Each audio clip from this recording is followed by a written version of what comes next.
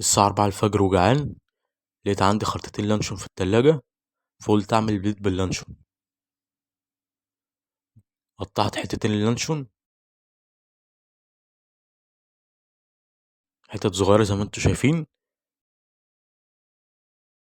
بعد كده جبت طاسة وحطيت معلقة سمنة. بعد كده نزلت باللانشون وهتسيب اللانشون كده لمدة 3 4 دقايق يعني، لحد ما يتحمر.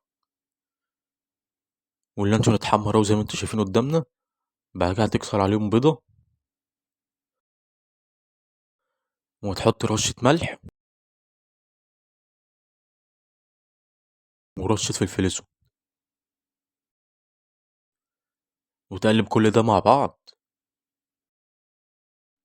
وتسيب كده البيض باللانشون كده لمدة دقيقة أو دقيقتين. وزي ما انتوا شايفين خلاص كده البيض باللانشون خلص. هتجيب بقى كوباية. بعد كده هتجيب كيس نسكافيه، أو ممكن تعمله كوباية شاي بلبن. هتجيب باكو نسكافيه يوني كافيه. على فكرة النسكافيه ده مصري 100%، وأنا عملت بيه قبل كده فيديوهات هتلاقيها موجودة على القناة. بعد كده هتفضي كيس النسكافيه وهتحط سكر حسب الرغبة.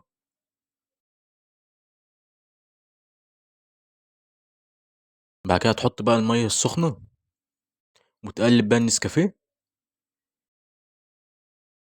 وهتاكل بقى لقمة بيض باللانشون ومعاها بق نسكافيه أو شاي بلبن، على حسب ما انت عامل ايه بقى، نسكافيه ولا شاي بلبن.